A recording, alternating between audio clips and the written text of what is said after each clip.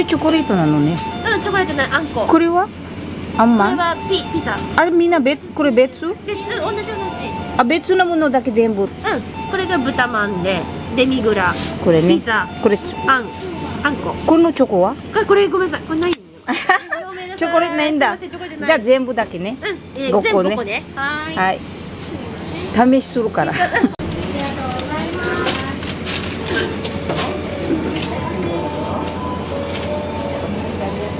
デミグラス。Nanggaling ako sa convenience. Subukan natin tikman isa ang Japanese siopaw.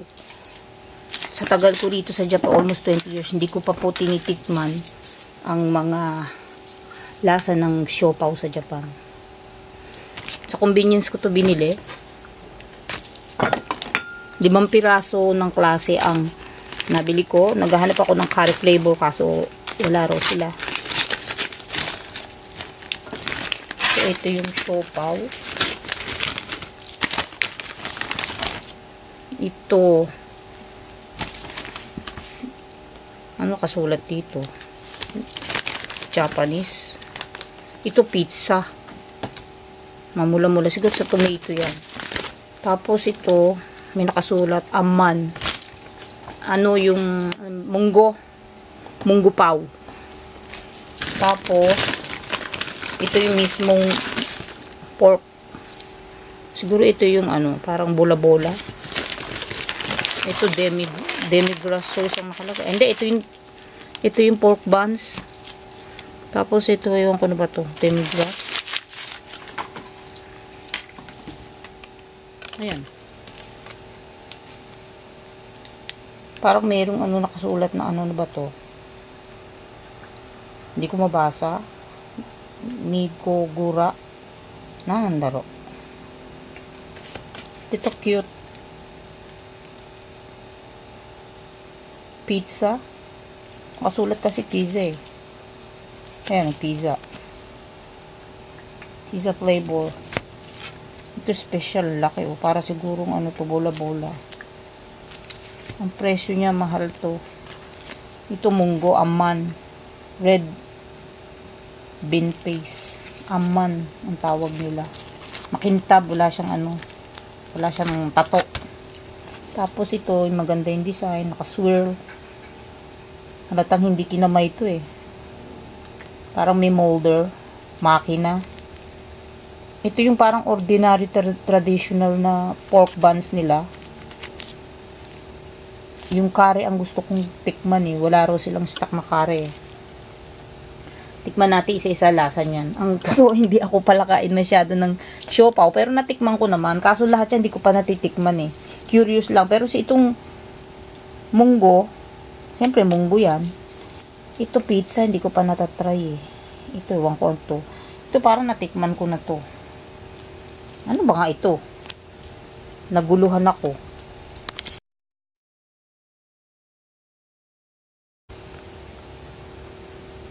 Tikman natin isa-isa. Tamang-tama, hindi pa ako kumakain na agahan tanghalian. Alauna-media na pala. Habang ako'y naglalaba ng aking mga damit, ang anak ko'y nasa labuyan, ang mister ko'y nasa trabaho, kakain tayo ng siopaw. Siopaw ng Japan. Ang una kong tatry muna, ano ba nga? Anong magandang unahin? Itong malaki? Hindi, try natin yung ano, ito.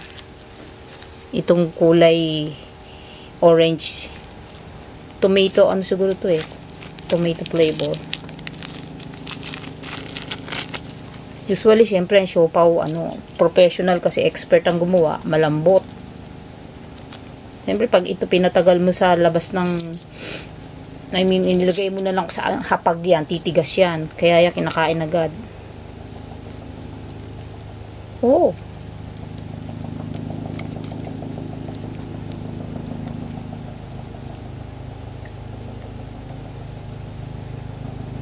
May ano siya, oh. Manok ba to? Ang bango, ah. Ang bango.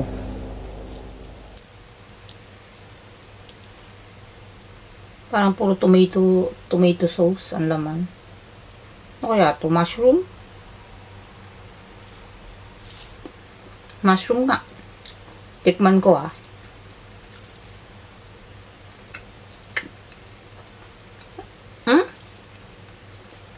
Masarap.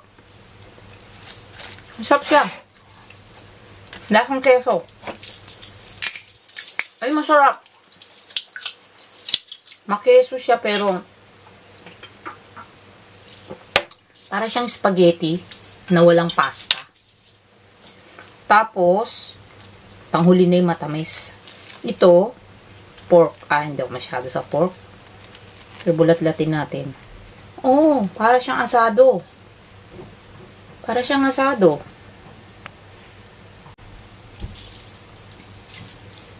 Palibasa, hindi ako pala kain ng siopaw. Masarap pala. Kaya pala ang anak ko adik na adik sa siopaw. Malimit akong pagawain. Hindi makagawa, bumibili. Lambot. Ito titikman ko tong parang asado ng Japan. Matamis siya na masyadong mga cornstarch. Hindi ko malaman na silang karne. Parang beef. Parang beef siya. Lasa siyang parang mas masarap yun sa atin. Demi-glace sauce kasi. Parang beef stew. Pwede na rin. Lahat naman masarap eh. Ito. Yung special. Special Nikuman. Special siopaw. Malaki size niya eh. Yakin ko siya. May umbok siya sa gitna. Medyo chewy. O yung parang rubbery ng kaunti. Hindi siya ganun kalambot. Parang ito yung bola-bola. Naguguluhan ako alin ng bola-bola. Giniling siya eh. Giniling. Tapos may sibuyas. Kaso hindi ko alam ang ingredients. Ito usually nilalagyan talaga nila ng mushroom, bamboo shoot, at ng kung ano-ano pang gulay. Hindi katulad sa atin kundi iisa lang ang sangkap. Sila nalagyan nila ng gulay. Minsan may repolyo, maraming sibuyas, may green onion. Lasang bula-bula, hindi nila alam baboy. Hindi ko masyadong type, mamantika. Marami siyang lard. At saka lasa-lasang baboy. Hindi ako masyado sa baboy. Ayaw ko lasa masyadong baboy. Special sa mamantika.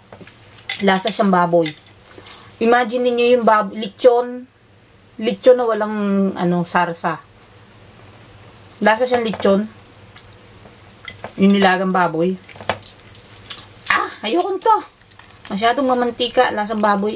Matigas oh. Tingnan nyo. Akala nyo pag gumagawa ng siopaw, sasabihin nyo lagi malambot. Hindi lahat ng klase ng siopaw malambot. Katulad nito, tigas. Oh. Tigas. Ito lang malambot. To. Malambot. So, may mga kanya-kanyang texture. Itong pizza, medyo matigas. Siguro iniisip kasi yung sauce, baka tumagos. Basa kasi yung loob, kaya kailangan matigas ang bun. Ito malambot. Ito matigas. Matigas ng kaunti Kasi depende siguro sa palaman ang paggagawa ng siopaw do.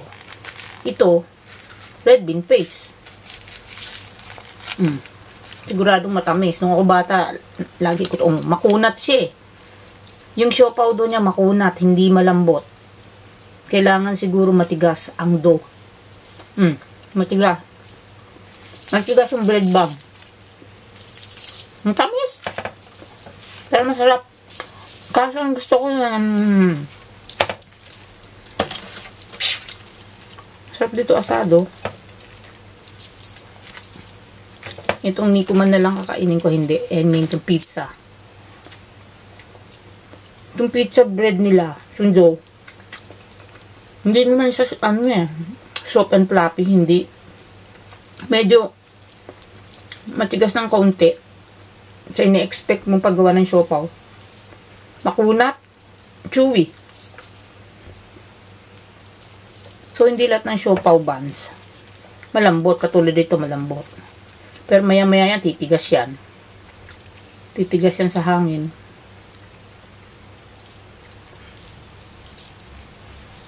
Ito yung ordinaryo na traditional na siopaw. Pero, Di naman din siya ganun kalambot. Chewy din siya, oh. Nahangina na siguro kasi nilabas ko na sa supot, eh. Tsaka wala na siya sa steamer. Kain ako. Tinikman ko lang. Okay naman ang mga lasa niya. Pwede na rin. Bye-bye. Nabusog ka kakatikim. Inom tayo ng lemon vitamin C 1000 mg.